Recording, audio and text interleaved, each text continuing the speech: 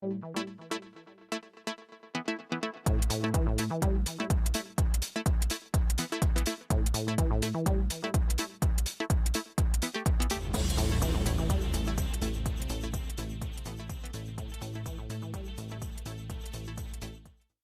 fellow Denver residents and neighbors, I'm going to ask you today to take a moment to lift your head and look around.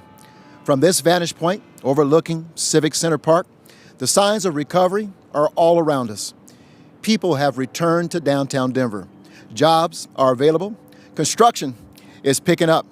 We successfully hosted Major League Baseball's All-Star Game and nearly a week of events leading up to it.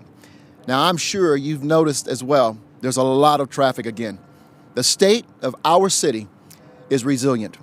We're turning the challenges of the past year, and there were many, into opportunities. Opportunities to transform our city into a model of equity and inclusion that is sustainable for years and even decades to come. The Denver Central Library, where I am standing this morning, exemplifies that.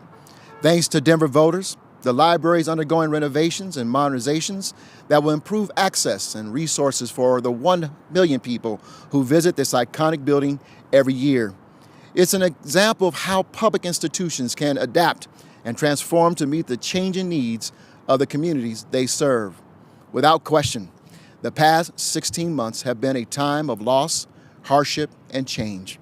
The stress of folks losing their jobs, of losing loved ones or friends, of losing a sense of belonging and connectedness after months and months of staying at home has taxed all of us. Unfortunately, that stress may be with us for a while longer. As much as we might like to think COVID is over, it's not. That's why we're allocating another $500,000 to continue bringing vaccines into neighborhoods and communities with low vaccination rates. Yes, the uncertainty and the challenges are very real. They also represent opportunities. I often think about the vision of past mayors, Federico Pena, Wellington Webb, John Hickenlooper, and Bill Vidal.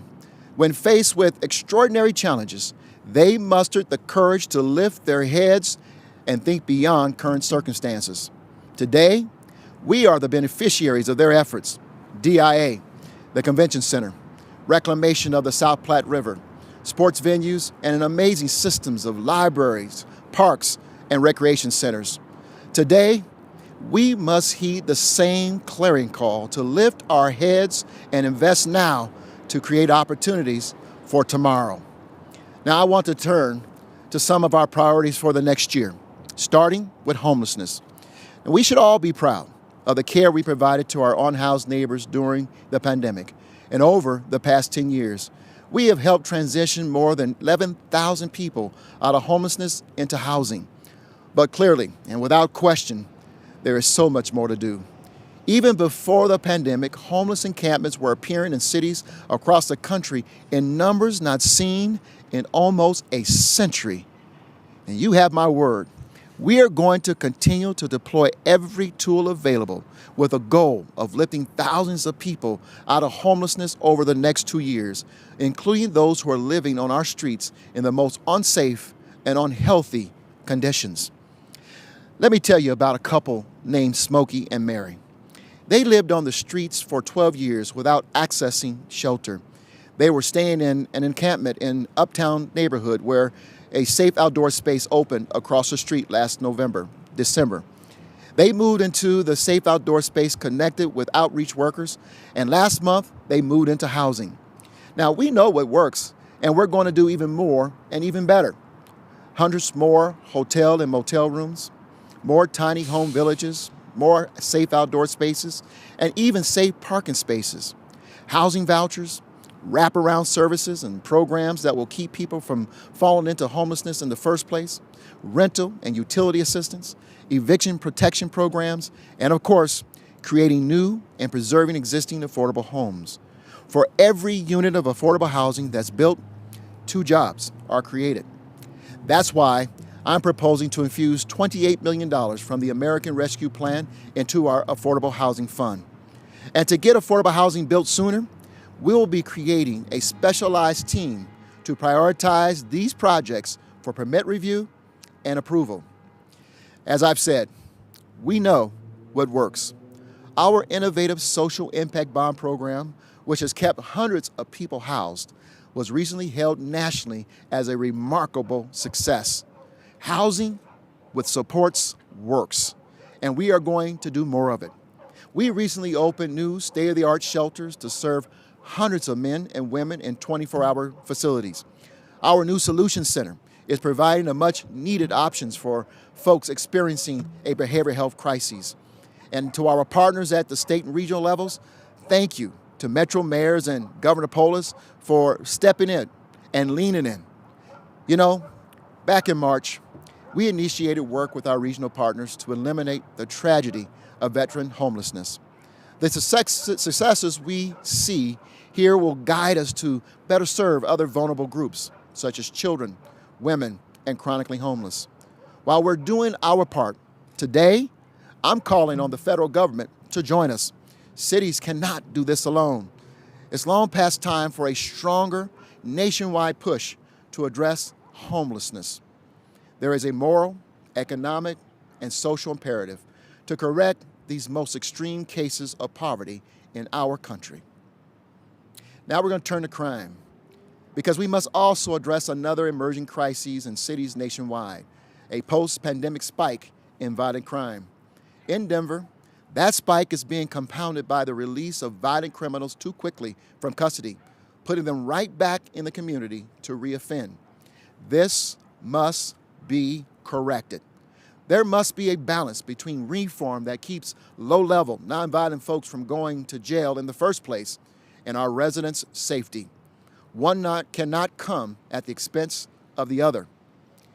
We also need to keep looking out for one another. It's been a tough year. For some, it has pushed their mental and behavioral wellness to the breaking point. Listen, I have felt it throughout this pandemic many times myself.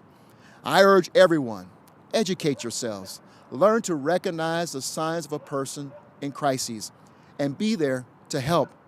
Once someone has lashed out or reached their breaking point, it may be too late. For their safety and the safety of others, be there for them. Ask for help, because no matter the circumstance, it can get better. And we know our children also absorb the stress, and the consequences for them can be life-altering. So we have prioritized our new Youth Violence Prevention Initiative, which is well underway. We are engaging our youth to guide those strategies. And the Denver Police Department has embarked on a new collaborative crime prevention initiative to bring more patrols to hotspot areas and delivering more resources to help these communities address the underlying factors that can give root to crime. We're also seizing the opportunity to hire new officers who can meet the challenges of policing in America today and train them to better meet the needs of the communities they serve. You know, the social and cultural fabric of our nation has been built by people who stood up and engaged when they saw unjust laws and actions by the system. They marched and protested, but they didn't stop there. Refusing to sit on the sidelines and expect others to bring the change they hoped, they got involved. They became a part of the solution. They ran for office. Many were elected mayors of their hometowns and to Congress. They applied for and joined law enforcement departments all over the country. So here's my invitation. I want to issue to the young people who have called for better accountability in law enforcement. Stay involved, be the change you want to see by running for office or applying to be a Denver police officer, sheriff's deputy, firefighter, or paramedic. We're hiring, and we would be honored to have you. Denver has also become a national leader in alternative police response, and we're committed to staying on this path. In the first year of the pilot, the STAR program has responded to more than 1,300 calls for people in crises. Not once, not one time did those responding need to call in a uniformed officer for backup. We know that alternative response works. It works at getting people the help they truly need, and it works at keeping our officers focused on preventing crime. It's a fundamental issue of equity in the pursuit of justice. So we're investing in this approach, adding $1 million to continue the expansion of the STAR program so people in crises are met with behavioral health professionals instead of uniformed officers. A new civilian street enforcement team will address lower-level infractions, and we are working on a new assessment intake diversion center. This aid center, which it will be called, will create an additional alternative response to the criminal justice system. On calls where a uniformed officer may be required, we can better guide individuals with mental health or substance misuse challenges away from being booked into jail and instead connect them to more appropriate services. Now listen, we must also talk about the economy. Our economy must work for everyone, and this pandemic has made it very clear that it still does not. When we lift our heads up, we see where we need to go. There is a fundamental lack of equity for far too many. The question we must ask ourselves is not when we will economically recover from this pandemic. The recovery is underway. The question is how we prioritize those hit hardest by the pandemic: women, youth, low-income earners, and people of color. You know, earlier this year, when faced with the possibility of delaying a scheduled increase in the minimum wage, Councilwoman Kenesha and I decided to move ahead as planned. We simply could not deny workers, especially frontline workers, who are already struggling to receive a much-needed pay raise. Denver International Airport, Colorado's #1 economic engine, is also at the heart of our equitable recovery strategy. The Great Hall renovation, 39 new gates, and a new runway are infrastructure investments that will create new opportunities for workers, businesses, and tourists well into the future. Listen, infrastructure is multi-generational. It creates the structures and facilities that in turn create jobs and enable prosperity. This week, I will be submitting to City Council a $450 million infrastructure bond package to help sustain our recovery for future decades. This package, we estimate, will help create 7,500 good-paying jobs, $483 million in worker wages and benefits, and $1 billion in economic benefit. And that's just for the construction. Building a new state-of-the-art arena and the new events it will attract will create year-round jobs and provide funding for community programs and projects important to the well-being of the surrounding communities. Bond-funded transportation projects will support new jobs and improve mobility and other projects. They will strengthen our cultural institutions, libraries, and parks and rec facilities. I'm also proposing to deploy $21 million from the American Rescue Plan to help our neighborhoods, businesses, and workers emerge stronger and more resilient. This funding will help businesses, nonprofits, and neighborhood organizations. It will help entrepreneurs and communities of color, and it will help families with childcare, food, and bridging the digital divide. You know, in 2014, Denver became the first American city to begin legalized retail sales of marijuana. History exposes an amazing imbalance when it comes to this industry. Many investors in the industry are white and male. At the same time, many people of color are still weighed down by past convictions of possession of marijuana, and as a result, they are barred from even entering the industry. Many minority and women-owned businesses have lacked access to capital.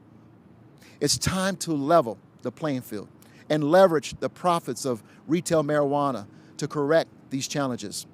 So today, I'm directing our economic development and finance teams to realign a portion of the city's marijuana sales tax that we collect to establish a new revolving loan fund to support these and other businesses. We will also engage financial institutions to compound this funding with the goal of eventually creating a $50 million fund to help these enterprises start, grow, and thrive. And I want to thank City Council President Stacey Gilmore, who has agreed to sponsor the ordinance to create this fund. We will also focus on our workforce development on those who were hurt the most by the pandemic. We will leverage local, state, and federal funds with a goal to serve more than 20,000 residents with job seeker support, skills training, micro-credentialing, pre-apprenticeships, digital literacy, and job placement. We have to get people back to work on not just a job, but a career. I'm also asking you to lift your heads up and to look beyond the borders of the city of Denver. You know, many people don't realize, but Denver owns 14,000 acres of mountain parks. These are your parks, and we share them with the world. I have a deep passion for our mountain parks and a commitment to sharing the opportunity and the promise they hold, especially with our young people. For many of us, our first trip to a Denver mountain park may be for a concert at the iconic Red Rocks Amphitheater. What you may not know is Red Rocks was built by the hands and labor of young, unemployed, unskilled workers, members of the Civilian Conservation Corps, thought to be the most successful of President Roosevelt's New Deal programs to combat unemployment during the Great Depression. They learned a trade like masonry, carpentry, surveying, and landscaping that will sustain them for the rest of their lives. There were 2,000 of these work camps across the country. The one near Red Rocks is still home to the barracks where those workers lived. It's a national historic landmark, one of only 2 remaining camps in the nation. Now, I'm pleased to inform you that we're going to restore that camp for use by Denver residents before the end of my term. At this precise moment, up at the Mount Morrison camp, a new workforce historic preservation training program is getting started that will provide the same timeless, hands-on training it offered on that very site nearly a century ago. That's to the hard work. I want to say thanks for the hard work to our parks and economic development departments. Young adults interested in entering the construction and preservation workforce today, because of their efforts, are starting a 6-week course. They're receiving training from our partners at History Corps to give them not only the expert insight and hands-on experience they will need for a future career, but also the guidance to secure the sought-after jobs upon graduation. The campus will be preserved for history, and it will be a source of inspiration, stewardship, recreation, education, and sustainability for generations to come. And we can continue to talk about the great outdoors as we talk about the climate. When we lift up our heads, we can also see the opportunity, the need to address climate change and create a new generation of clean energy jobs. Another summer of wildfires makes this seem so obvious. It takes skilled labor to reduce emissions in our buildings, to build more solar, to install more electric vehicle charging stations. More than just creating good-paying jobs, we're going to make renewable electricity more accessible to our residents and businesses, especially for low-income residents. Our net zero implementation plan calls for all new buildings and homes to achieve net zero emissions by 2030. Our renewable heating and cooling plan is centered on equity, ensuring that 30% of the homes in Denver that currently lack air conditioning will have it with technology that doesn't make climate change worse. And we're providing fully subsidized solar power subscriptions to 300 low-income households thanks to the voter-approved Climate Protection Fund. We are doing our part to address climate change while reimagining how our economy works for everyone. As our recovery roars forward, lift our heads up to recognize that these investments will fuel it and sustain it. You know, in the immediate challenges of the moment, we must try to force ourselves to keep our heads up and not look down. But it's time, Denver. Yes, it's time to lift our heads and to see a better tomorrow, to build a better tomorrow. This is a Phoenix moment where we get to rise from the ashes of hardships, transformed, redefining what it means to be a 21st century city. That's the opportunity before us, and we are ready. The resiliency that defines us, the Denver spirit that welcomes challenges and creates opportunities, is back and stronger than ever before. That is our path forward. Our conviction is unyielding, and it's built upon equity. It's a future we can aspire to, and that every one of us can believe in. This is no time to think small. It's time to go big. It's time to lift our heads up and move forward. And I look forward to seeing everyone out there starting on Saturday for the return of Denver Days. And so I thank you. God bless you. And God bless the city and county of Denver.